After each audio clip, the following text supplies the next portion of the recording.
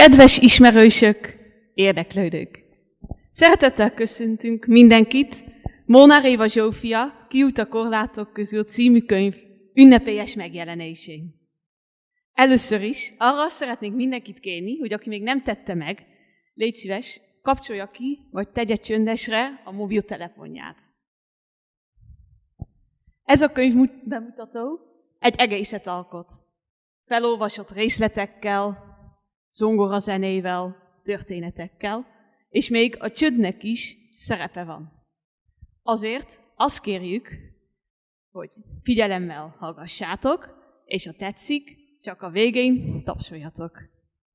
Mivel én vagyok Molnár Éva Zsófia egyik lánya, tanúja voltam annak, hogy édesanyám akkor is, mikor kilátástalan volt a helyzet, megőrizte életerejét és pozitivitását. Ez nekem egy nagy inspiráció volt, és remélem, hogy a könyv által még sokkal több embert tud inspirálni. Akkor most itt az ideje, hogy szeretettel üdvözöljük a könyvíróját, Molnár Éva Zsófiát és a lányát, Szelinét, aki zongorán fogja kísérni.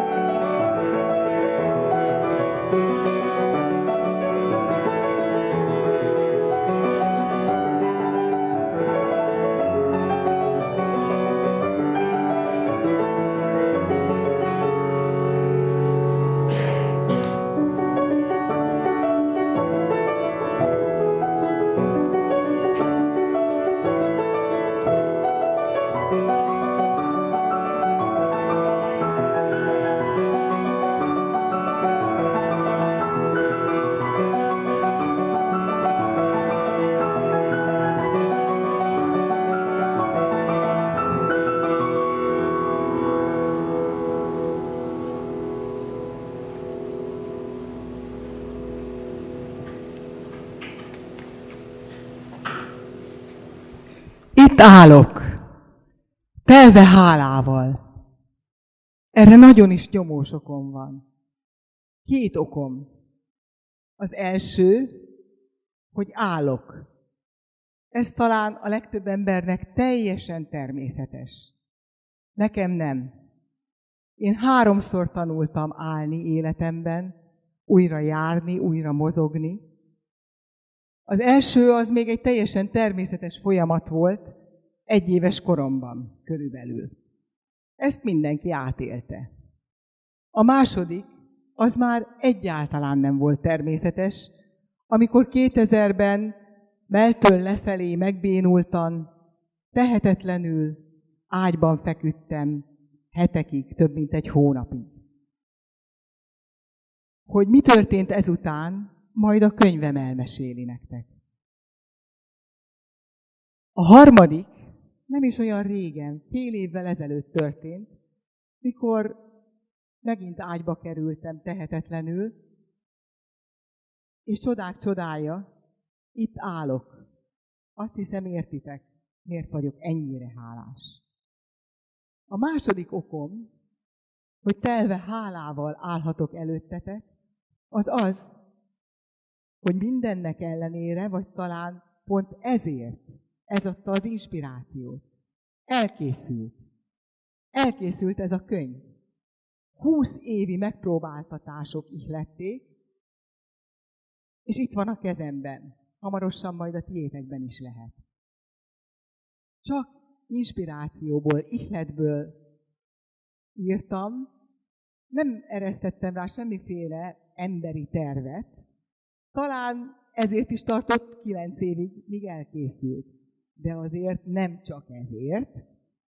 Ebbe a 9 évbe belefértek csodálatos, hosszú vakációk, gyönyörű utazások, és bele kellett, hogy férjenek a komoly visszaesések. Volt, amikor hátráltattak ezek a könyvírásában, de volt, amikor lehetetlenné tették a könyvírását, hiszen egyik szememre sem láttam annyit, hogy egyáltalán könyvet fogjak a kezembe, vagy komputerrel dolgozzak, vagy egyáltalán tévét nézzek. Ennek ellenére, ebből az inspirációból mégis megszületett. Hihetetlenül hálás vagyok. És azt hiszem, talán ti is velem együtt. De hogyan is kezdődött mindez? 22 évvel már ezelőtt.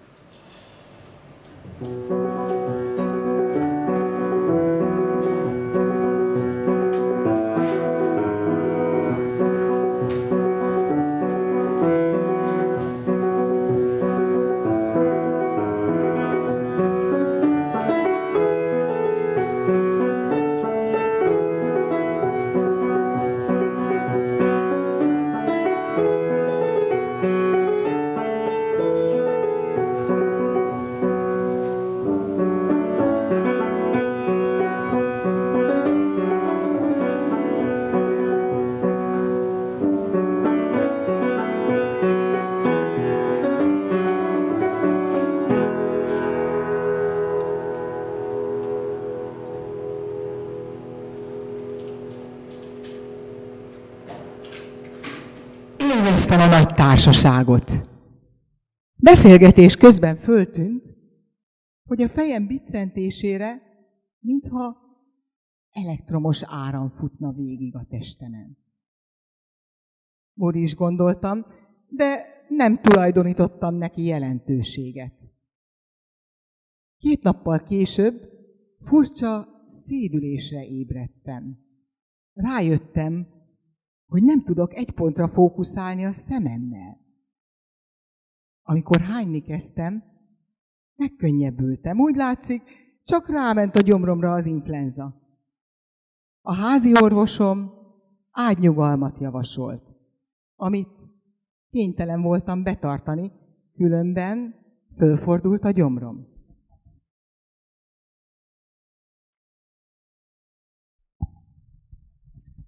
Néhány nap elteltével a bal lábam rohamok közben fölhúzódott. Kezem kényszertartásba merevedett. Ilyenkor csak meggörnyedve, kapaszkodva bírtam menni, vagy fél lábon kivártam a roham végét, körülbelül 1 percet. Házon kívül már csak kísérettel közlekedtem. Szerencsére észrevettem a roham közelettét, így szelénét még fölmertem venni. Éreztem, nagy bajban vagyok. Emlékszem, ahogy a zuhany alatt átvillant az agyamon. Ez egy súlyos betegség. Nem rák. Úristen! Csak nem. Törölközés után a tükörbe pillantva 2 érzés kerített hatalmába. Milyen remek test!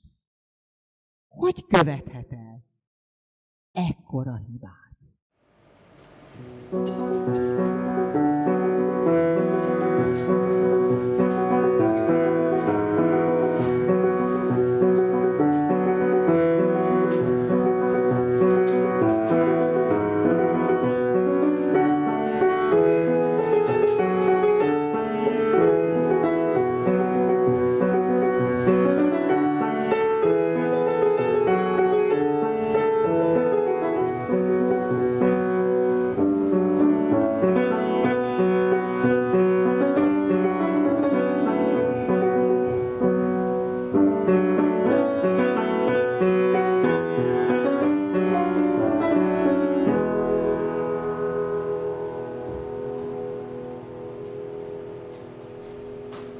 lelombozva hagytuk el a rendelőt. Úgy éreztem, az életem örökre megváltozott. Pár hónapja még boldog családanya voltam, teli tervekkel, reménnyel. És most súlyos betegként bizonytalanul nézhettem a jövő elé. Követhetetlen, hihetetlen volt számomra e változás. Tehetetlennek éreztem magam. Fel akartam ébredni a rossz álomból.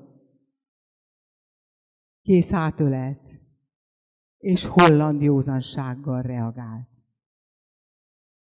Ez van. Ebből hozzuk ki a legjobbat.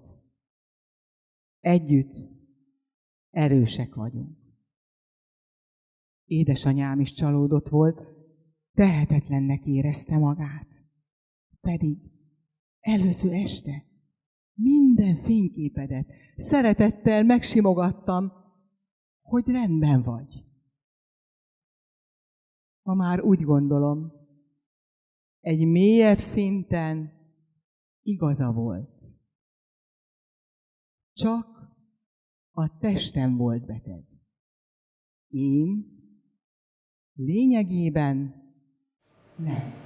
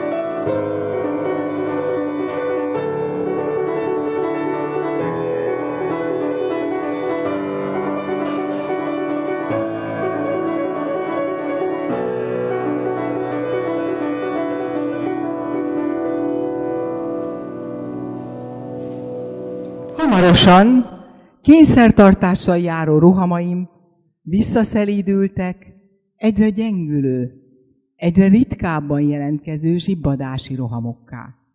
Ez belefér a kórképbe.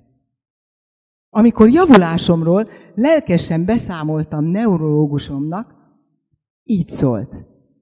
Jól van, de készüljön föl, hogy 3-4 hónap múlva újabb tünetek jelentkeznek. Micsoda hülyeség! Egy frászt készülök. Élvezem és hasznosítom, hogy jól vagyok, gondoltam meghökkenten. És ekkor úgy döntöttem. Elég! Én élni akarok. Felnevelni a gyerekeimet. És később még azt is hozzátettem, élvezni az unokáimat. Sőt, életcéljaim idővel csak gyarapodtak. Meg akarok gyógyulni!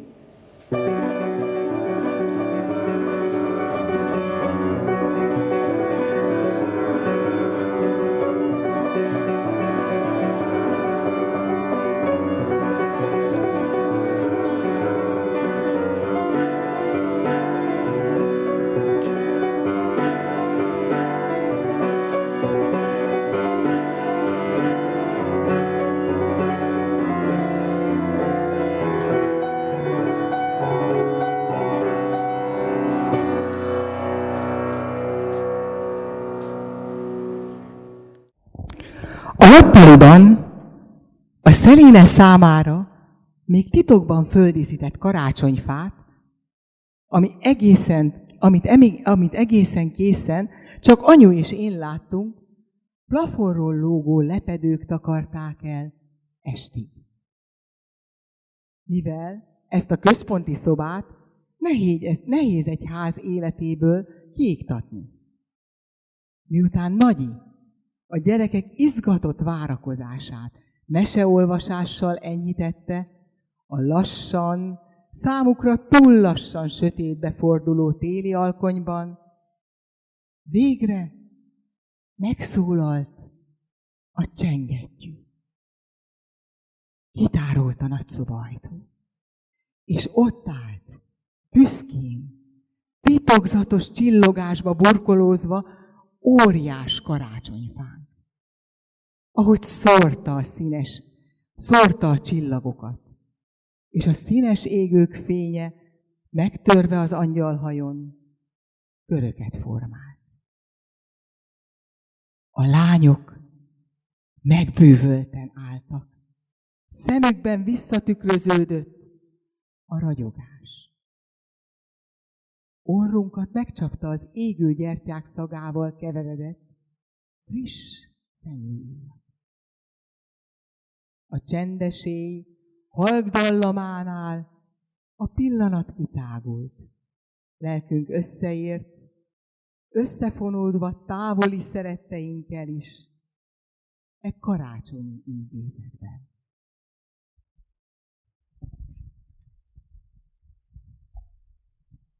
Ahogy az ének véget ért, hirtelen fölúcsúttunk. Szüzanne és Szeline örömmel rohantak a remélt, várva várt legifjabb unokáinkhoz, új babáikhoz. Az ajándékok megcsodálása után a konyhából kiszivárgó, incsiklandozó illatok megtették hatásukat, megkorrult a gyomrunk. A lányok lelkesen megterítették az ünnepi asztalt. És a ropogós kacsapecsenye, majd a karácsonyi sütemények ízével betelve siettek játszani. Miközben mi még gyönyörködtünk bennük, és elmeregtünk a gyertyafénynél régi, családi karácsonyaink történetein. Majd hagyományainkhoz híven egy kis frissítő, a környék karácsonyi fényeit csodáló sétára indultunk. Felbátorodva az utolsó hét tapasztalatain, én karonfogva, tolószék nélkül. Már hazafelé tartottunk, amikor még a hó is szálingózni kezdett. Teljes lett a téli idő. Szeline büszkén újságolta. Ezt én rendeltem. Megkökkenve néztünk rá, majd folytatta.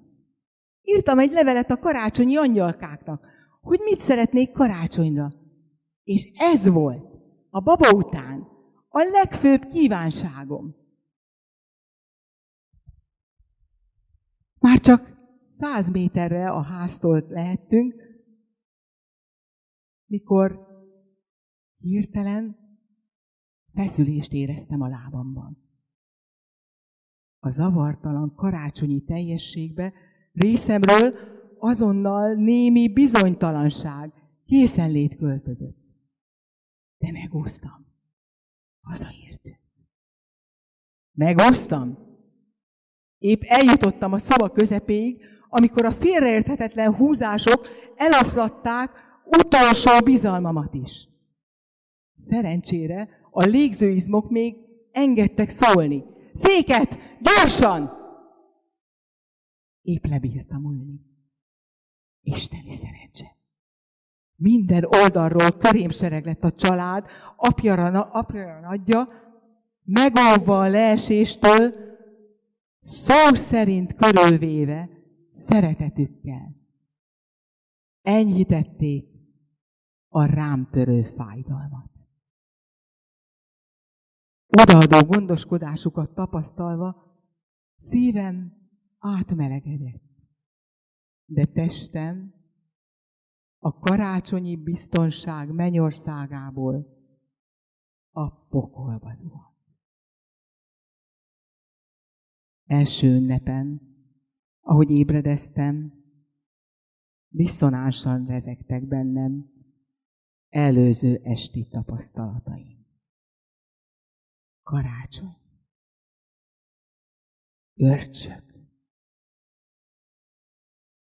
Mikor kinyitottam a szemem, mégis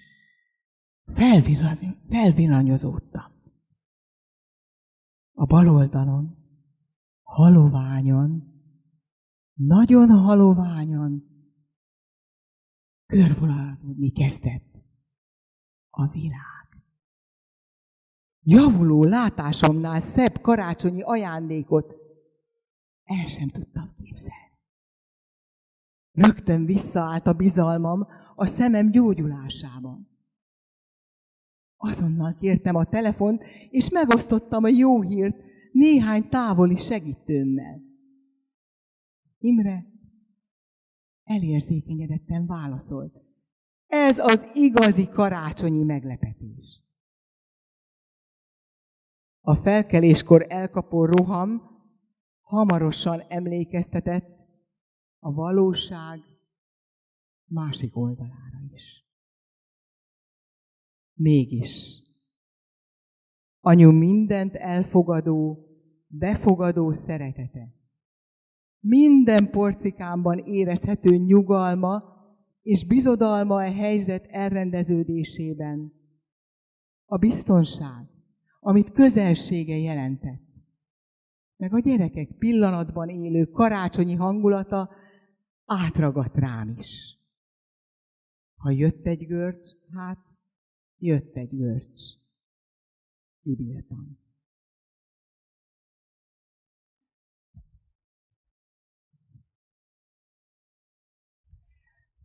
Épp úgy vidáman társasjátékoztunk, mintha minden zavartalan rendben lenne. Az önfelett karácsonyi pillanatokat napjában néhányszor elfogadó rohampillanatok váltották föl, nem befolyásolva az előző és elkövetkező családias hangulatot. Persze a tolószék ismét az éjszakai ágynyugalom kivételével végig kísérte napomat.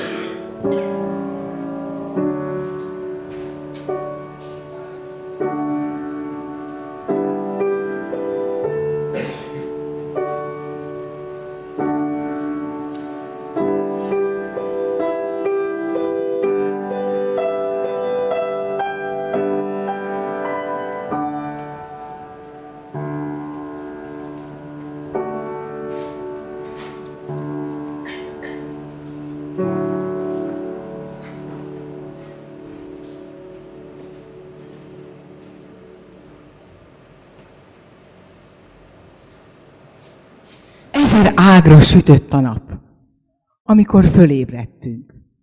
25 fokot vártak.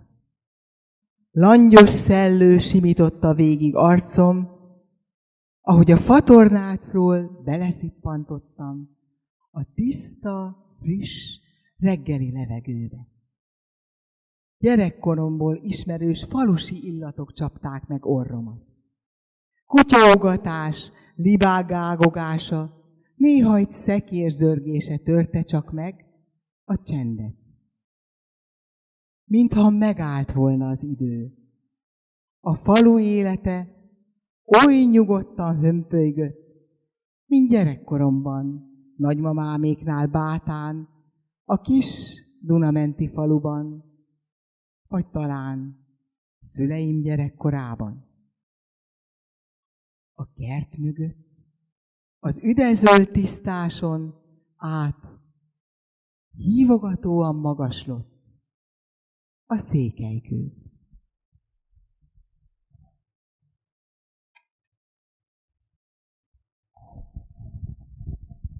A faluból kiérve, a lankás emelkedő felé vitt az ösvény. Láttuk, nem leszünk egyedül. Előttünk és más irányból is kisebb-nagyobb csoportok tartottak a közös cél irányába, a székelykő meghódítására. Eddig könnyen ment. Csak néha-néha álltam meg egy-egy szusszanásra, s pár korty vízre. Ahogy az út egyre kopárabb, kövesebb és meredekebb lett, a falu zaját lassan kezdte elnyelni a messzeség.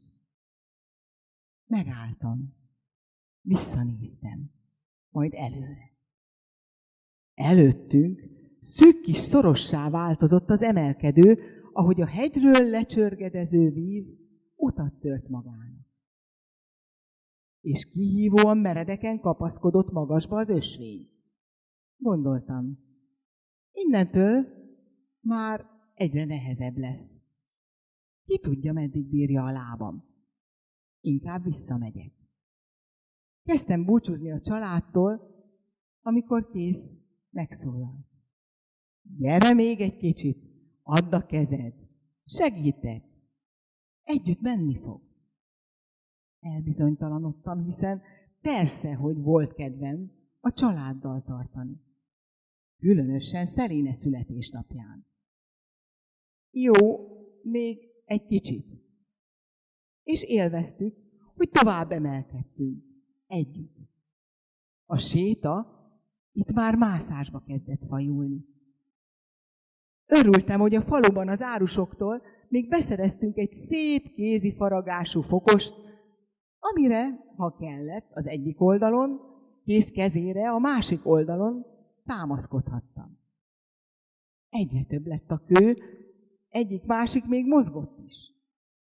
Így sürgető lett a búcsú. De ahogy visszanéztem, egy szempillantás alatt fölmértem, innen, lefele már nem megy. Nincs visszaút. Csak fölfelé. Együtt. Előre. Érdekes módon ez nem ejtett kétségbe, hanem a pánik helyett a bizonyosság nyugalma öntött el. Nincs más út, tehát feljutok valahogy. És kíváncsian vártam, hogy hogyan. Hiszen ha figyelünk, az élet csupa meglepetés. Tudtam, hogy van segítségem. Számíthatok kész, erős kezére. Számíthatok a gyerekeim biztatására és hitére. Számíthatok magamra, hiszen fölébreszthetem magamban az erőt, a mentális erőt, amire szükségem van. Főként, ha nincs más lehetőség. Amikor közöltem egyértelmű döntésemet, a család jóleső biztatással válaszolt, hangjukban érezhető örömmel. Sikerül! Majd segítünk. Így a legjobb. Együtt. Ritkán néztem föl a csúcsra. Csak felmérni az irányt. Nem foglalkoztam vele, hogy sikerül-e, mi lenne, ha. Inkább figyeltem. Hova teszem abban a pillanatban a lábam, lehetőleg nem, egy stabil kőre, és legfeljebb a következő lépést mértem föl. Ha kellett, megálltam, leültem szusszanni, enni egy falatot, inni pár kortyot, és gyönyörködtem az elém táruló, egyre szélesebb látóhatárban. Az alattunk elterülő tisztásban, rajta legelő csehincsordában, gyerekkoromba varázsolt a kolomb hangja. Innen játéknak tűnt az élet.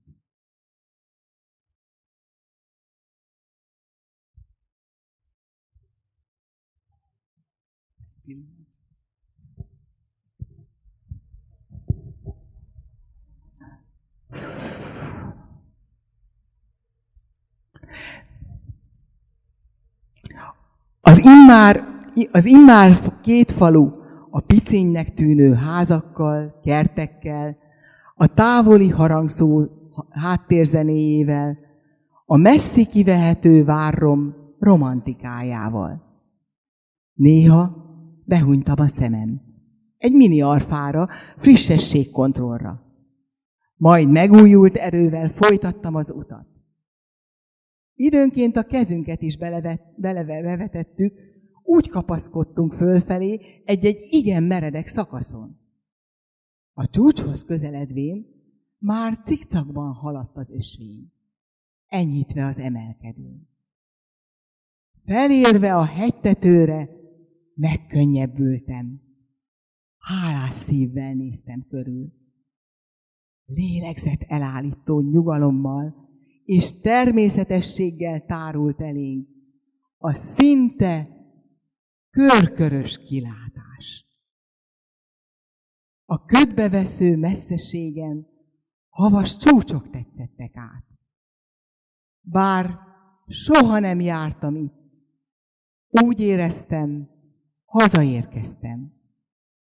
Otthon voltam ezen az ősi földön. Rápillantottam az órámra. 2,5 órája indultunk el. Fáradtságot nem éreztem. Feltöltött az élmény. Együtt megmásztuk. Megmásztam a Székelykövet. Ki hitte volna ezt 6 évvel ezelőtt? Tehetetlenül, ágyban fekve.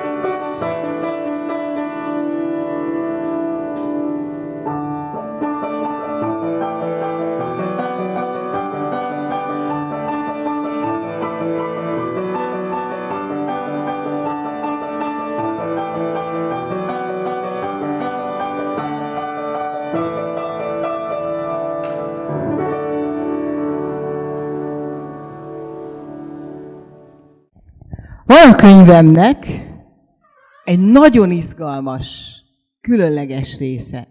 Már remélem több is. Az eddigiek szubjektívek. 20 küzdelmes, mégis életvidám év krónikája ebbe már belekóstoltatok. Sokszor a küzdelem és a vidámság, az idill szinte egyszerre követhetetlenül gyorsan jelentkezett. A második részében a figyelem, a tudatosság tágulására irányul. A fölismerések alkalmazható életfilozófiává, életszemléletté álltak össze. Szólok a halálról is, erről még szó lesz. Ez a rész, ez objektív, meglepő. Egy csokor friss tudomány névre hallgat címre. Van benne mindenféle egészen új tudományos eredmény.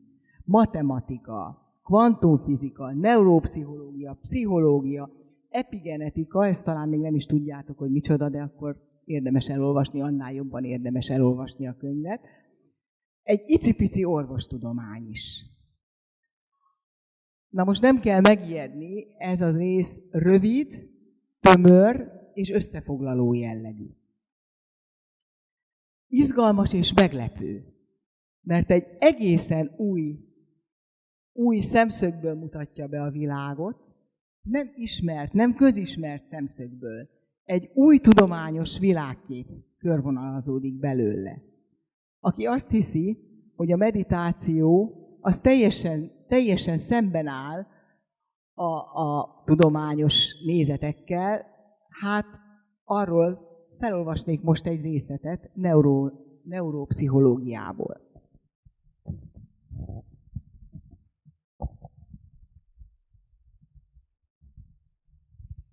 Ismert, hallatszik? Ismert a testileg és lelkileg ellazult állapot, az agykontroll és többféle meditációs technika alapja, áldásos fiziológiai hatása. Szervezetünk oxigénfelvételére, anyagcseréjére, fokozott endorfin termelésre, az izmak elernyedésére, a szívverésre és a stressz oldására is. Többek között Benson kutatásaiból a Harvard Egyetemen. Különböző relaxációs és meditációs, például a mindfulness, azaz éberség, vagy teljes figyelem meditáció, transzcendentális meditáció, további ígéretes hatása, a fájdalom enyhülése, a cukor, a koleszterin szint és vérnyomás csökkenése. Biztos vannak, akik vérnyomás csökkentőt szednek. A szív- és érrendszeri problémák rizikójával együtt.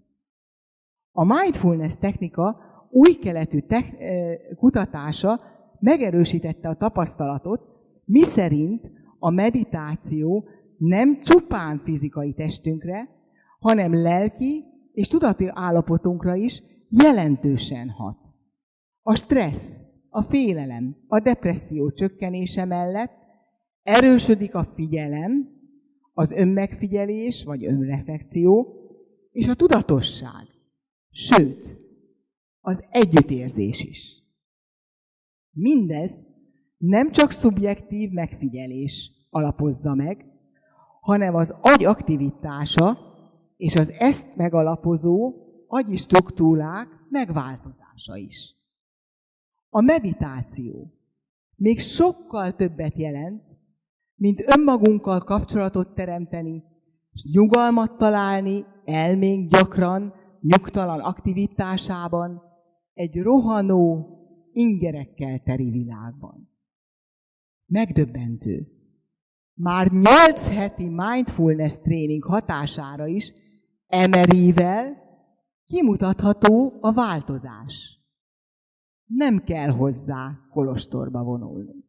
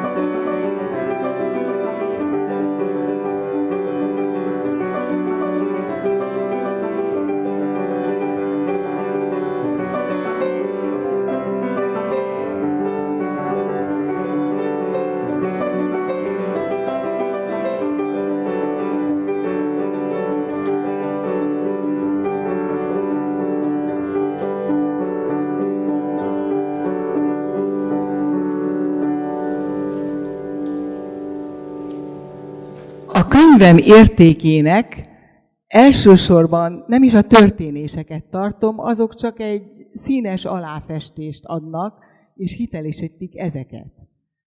A lényege a felismerések, és ahogy ezek összeállnak egy életfilozófiává, amit most már rendszeresen alkalmazok, rámerek hagyatkozni a legkritikusabb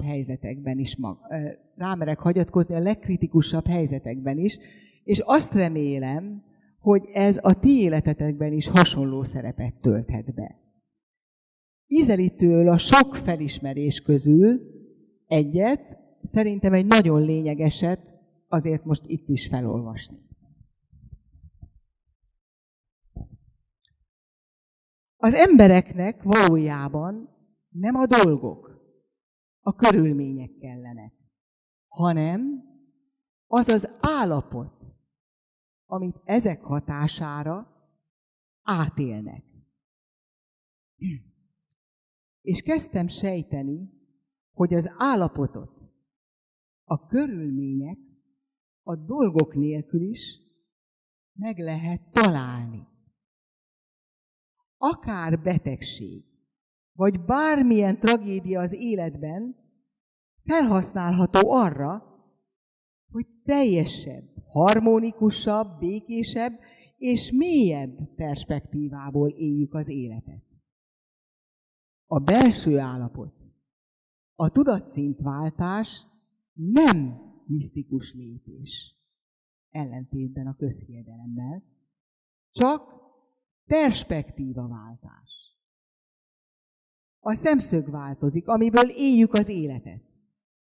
Nem kell hozzá még meditálni sem, bár ez igen célszerű edzés az agynak, akár a sport a testnek. De megtalálható máshogy is, például szemlélődés, vagy ima közben. Ihletetten, tánc, sport, játék és munka alatt is. Lényegében bármely tevékenységben, ha teljes figyelmet szentelünk neki. Legtöbbünk a testi észlelés, a mentális tevékenység és az ehhez tartozó érzésekben, érzelmi állapotokban a körülményei szerint éli életét. Testünkkel azonosítjuk magunkat, és testünk alkotta élménnyel a világot. Ez is egy szempont, csak a testi észlelések, a történések egy igen korlátozott skálán mozognak. Már a fény, a hang észlelésére is csak egy kis tartományban vagyunk képesek.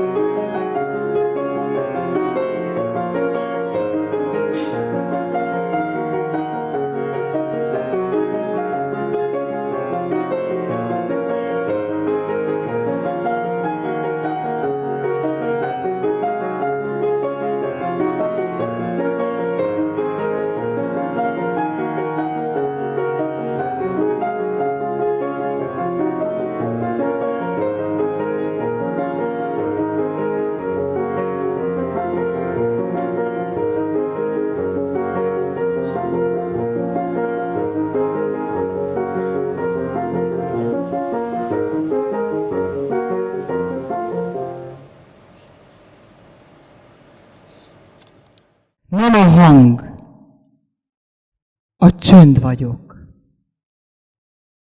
Nem az anyag, a tér vagyok. Nem időben, az időtlen végtelenben létezem. Csak a forma változik körülöttem, bennem.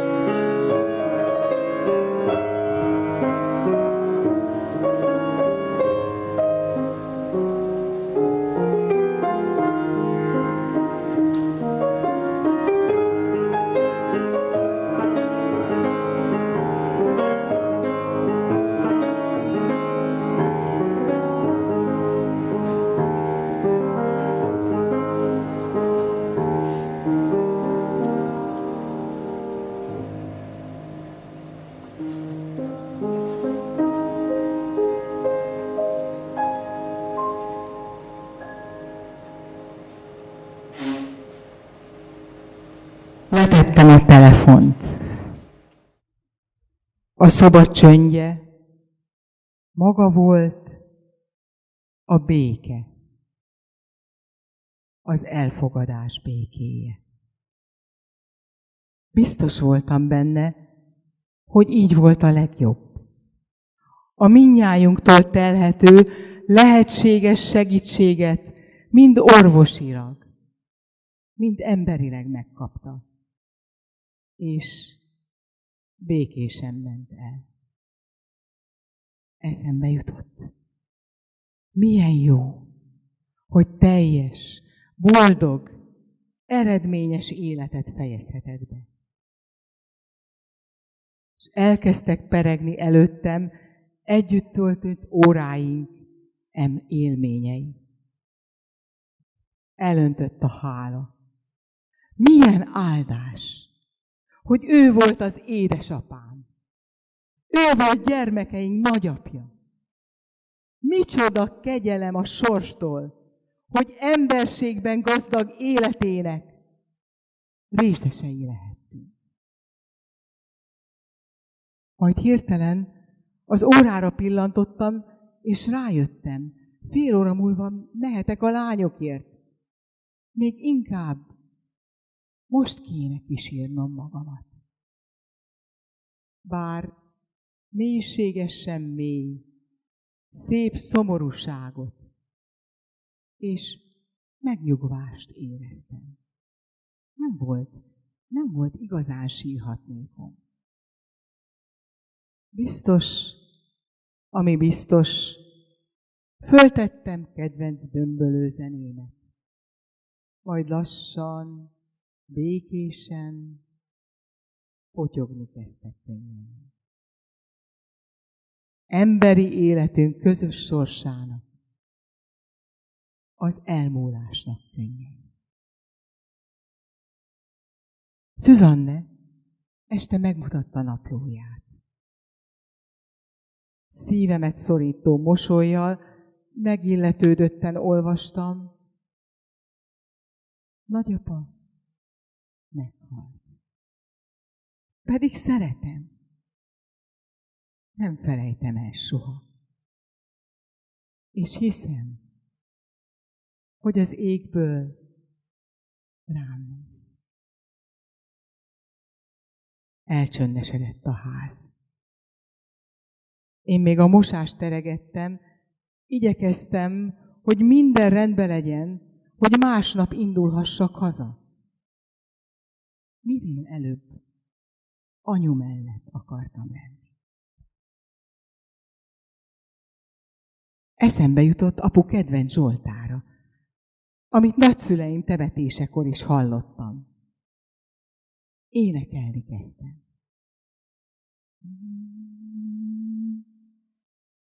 Hagy menjek, Istenem, mindig feléd, fájdalmak útjain,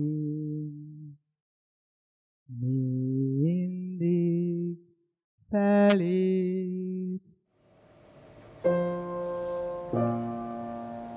Bár sok keresztje van, de ez az én utam, mert hozzád visz, Uram, mindig feléd.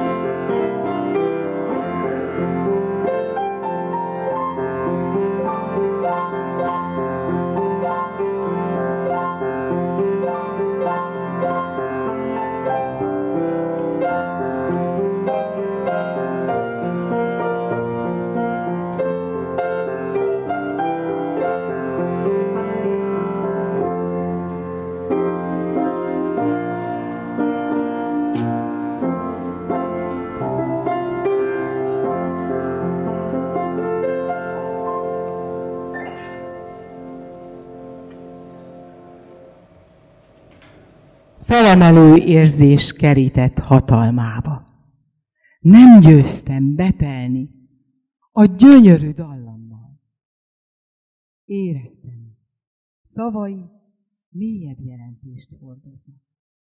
Éreztem, hogy ezt a Zsoltárt apu temetésén is fontos egy lélekként együtt elénekelni.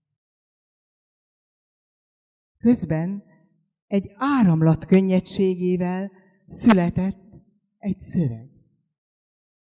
A szívemből jött. A fejemben csak összeállt. Igen, a szívemből.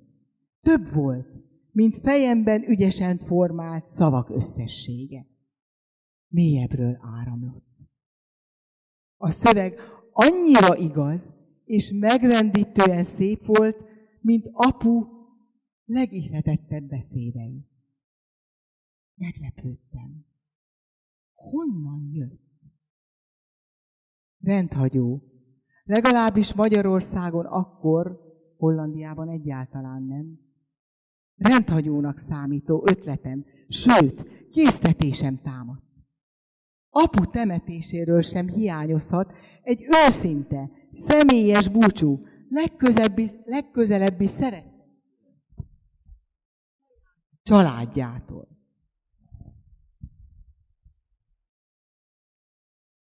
Ezzel a szöveggel búcsúztatom őt temetésén.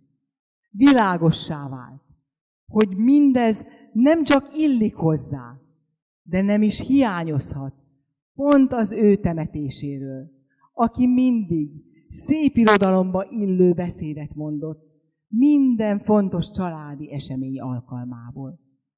Most már rendíthetetlen voltam.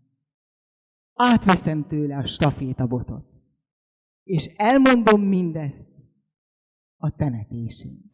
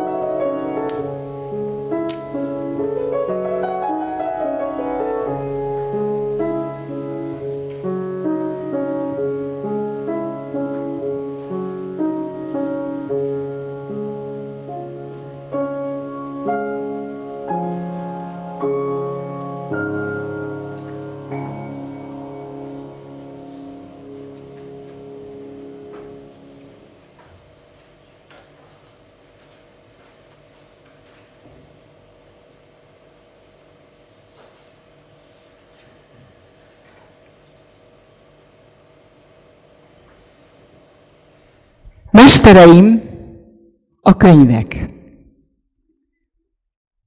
Ettől az évtől kezdve a könyvek, amiket olvastam, mestereimként szolgáltak utamon. Úgy faltam őket, akár más, akár metafizikus, akár tudományos, akár mindkét jellegűek voltak, mint mások Agatha Christie krimiei. Szinte mindig épp a kedvencem került a kezembe. Lányaim jókat derültek rajta, amikor lelkesen kijelentettem. Ez a legjobb olvasmányom eddig. Hiszen ezt már annyiszor hallották tőlem. És tényleg így is éreztem. Később rájöttem, miért. Az ember változik, személyisége fejlődik, és tudatosabbá válik. Azaz, egyre tágul, mélyül rálátása önmagára és az életre. És az a könyv, amelyik pont ahhoz a felismeréshez segít, amire megértem, amire várok, az jelenti a katarziszt. Az segít tovább.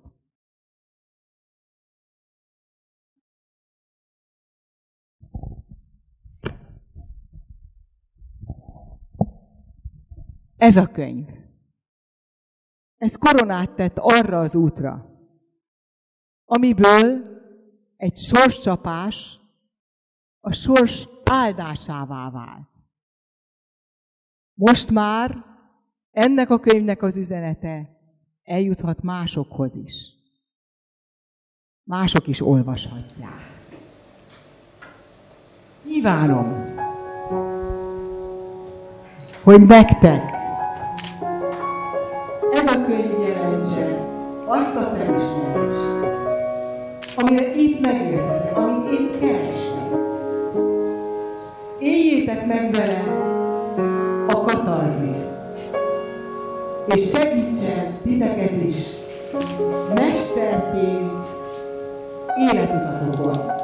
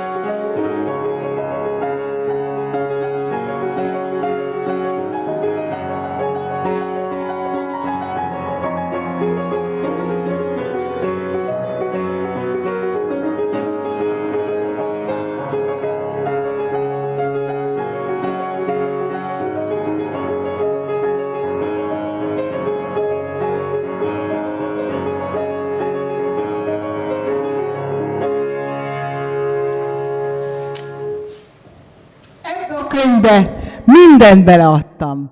Apait, anyait, szívemet, lelkemet. Most már a tiétek. Vigyétek, olvassátok, és ha tetszett, adjátok tovább. Jön a karácsony. Ajándékozzátok. Köszönöm a figyelmet.